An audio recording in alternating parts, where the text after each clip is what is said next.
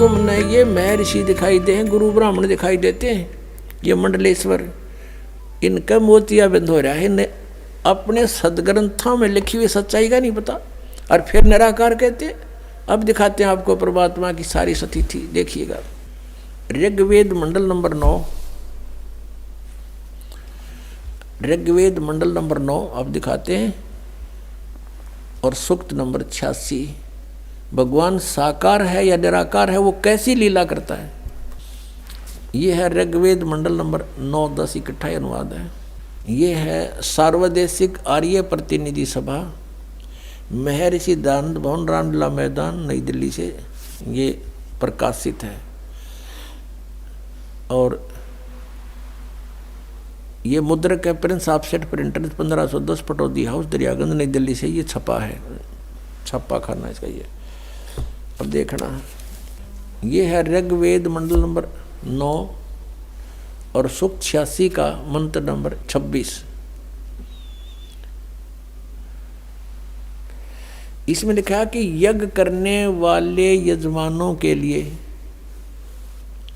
परमात्मा, यज्ञ करने वाले माने धार्मिक अनुष्ठान यानी साधना करने वाले, यजमान माने भक्तों के लिए परमात्मा सब रास्तों को सुगम करता हुआ, उनके विघ्नों को मर्दन करता है और उनको पवित्र करता हुआ, और अपने रूप को सरल करता हुआ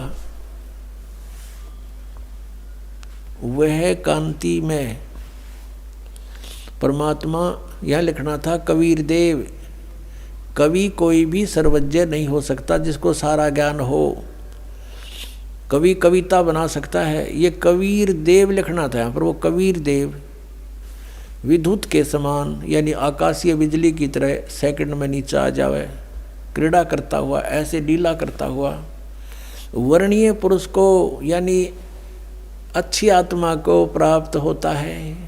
अच्छी आत्मा को आके मिलता है वो, जैसे आदरणीय धर्मदास जी को मिले, आदरणीय नानक साहिब जी को मिले, आदरणीय मुल्कदास साहिब जी को मिले, आदरणीय दादू साहिब जी को मिले, आदरणीय गरीबदास साहिब जी गांव छुरानी जिला जद्दर हरियाणा वाले को मिले, आदरणीय गीसा दास साहिब जी गांव खेखड़ा यूपी मेरठ वाले को मिले। तो अच्छे पुरुष को आकर प्राप्त होता है। वो कहाँ रहता हो भगवान? 27वें श्लोक में, ऋग्वेद मंडल नंबर 9 और सूक्त नंबर 86 का 26 पढ़कर 27 में पा गए।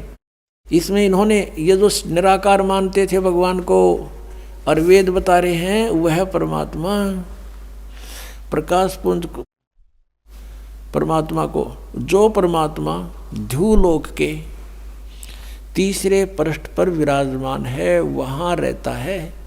तीसरे एक स्थान पर रहता है ध्युलोक के, यानी उस तेजो में लोक सतलोक के एक स्थान पर, तीसरे स्थान पर विराजमान है, स्थान पर विराजमान है, वहाँ रहता है। निराकार क्यों करो है भगवान जब वहाँ बैठा है? आगे दिखाते हैं। ये है ऋग्वेद मंडल नंबर 9 सूक्त 82 का, ऋग्वेद मंडल नंबर 9 और सूक्त 82। और यहाँ देखें, ये है 82वां, 81वां समाप्त हुआ, ये 82वां शुरू हो जाता है। इसका प्रथम मंत्र, इसमें लिखा है कि जो सर्वोत्पादक प्रभु, सबकी उत्पत्ति करने वाला परमेश्वर प्रकाश रूप है।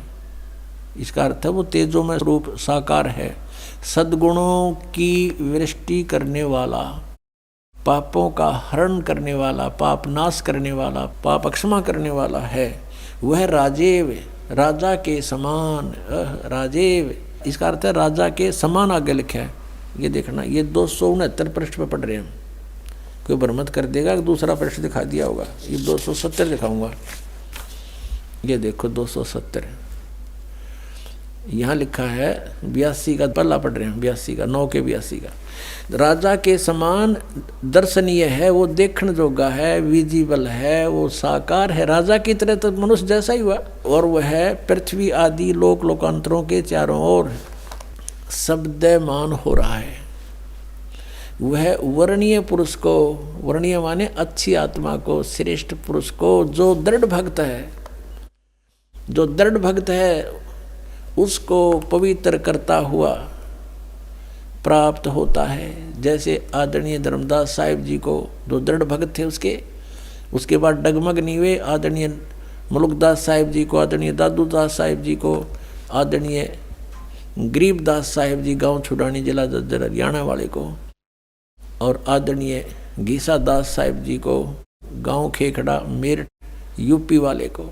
ये दृढ़ भक्त आज तक डगमग नहीं हुए, दुनिया को हिला के रख दिया इन्होंने। इनको भगवान में ले आकर के को पवित्र करता हुआ प्राप्त होता है वर्णीय पुरुष अच्छी आत्मा को। जिस प्रकार विद्युत माने आकाशीय बिजली स्नेह वाले स्थानों को आधार बनाकर प्राप्त होता है। देखो कितना स्पष्ट किया इन्होंने। ऋग्वेद मंडल नंबर 9 और सूक्त नंबर 81 में कति कंसेप्ट क्लियर कर दिया कि वो परमात्मा राजा की तरह देखण जोगा है। राजा का अर्थ है कि वो शक्तिशाली होता है, मनुष्य सदृश ही है, राजा के समान है और साकार है, देखण जोगा है।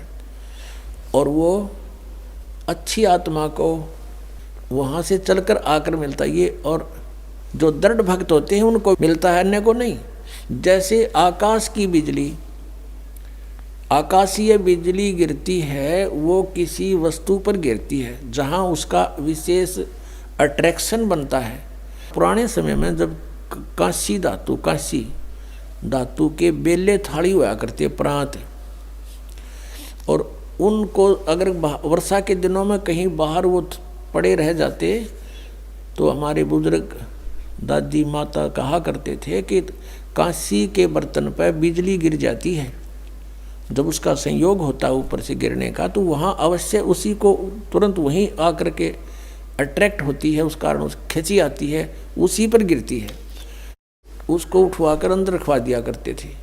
तो कहने का भाव ये है कि परमात्मा उस बिजली की तरह जैसे वो अपने विशेष जिस पर वो आकर्षण होता वहीं गिरती है, ऐसी स्थिति से परमात्मा उन दृढ़ भक्तों को आकर मिलता है जो मिलन योग्य हों, जिनको वो उनसे आकर्षित होता है, ताकि ये मेरी आगे बढ़ा सकें, इस ज्ञान को, काल के जाल को हटा सकें, मेरे प्यारी आत्माओं तक ये संदेश पहुंचा सकें।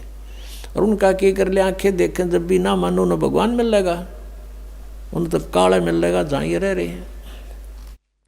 अब 9वें मंडल सूक्त 82 का मंत्र 1 पढ़ लिया, अब 2 दिखाते हैं, देखिएगा।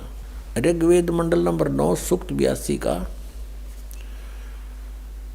हमने ये पढ़ लिया, अब 2 पढ़ते हैं। वो परमात्मा किस उद्देश्य से आता है? हे परमात्मन, उपदेश करने की इच्छा से आप महापुरुषों को प्राप्त होते हो, अच्छी आत्माओं को, महान आत्माओं को प्राप्त होते हो, और आप अत्यंत गतिशील पदार्थ के समान हमारे आध्यात्मिक यज्ञों को प्राप्त होते हो। यानी अत्यंत गतिशील पदार्थ के समान, यानी जैसे बिजली चलती है, बिजली जैसी गति से आप, और उपदेश करने के लिए आते हो यहाँ पर, सच्चा ज्ञान देने के लिए। आप कबीर देव हैं, आप कबीर देव, यह लिखना था, सर्वज्ञ लिख दिया, आप यहाँ लिखना था आप कबीर देव हैं। हम उसको कबीर साहब कहते हैं, आप कबीर साहब हैं, शुद्ध स्वरूप है। अब जैसे ये अभी आपको दिखा था, जहाँ यजु लिखा हो तो यजुर्वेद लिखना पड़ेगा वहाँ पर, वो इन्होंने किया भी है।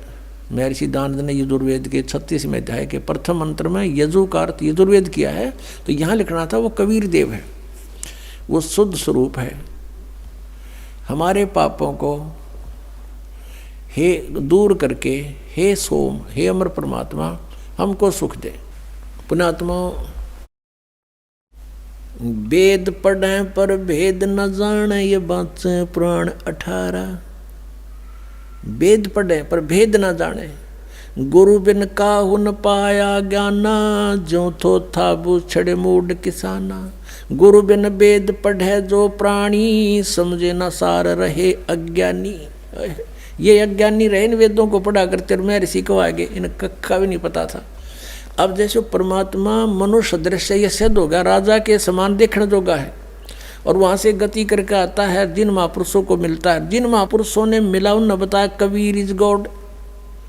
वो कबीर देव काशी में हम सुल्तानी नानक तारे दादू को उपदेश दिया, जात जुलाहा भेद न पाया, वो काशी माए कबीर होया।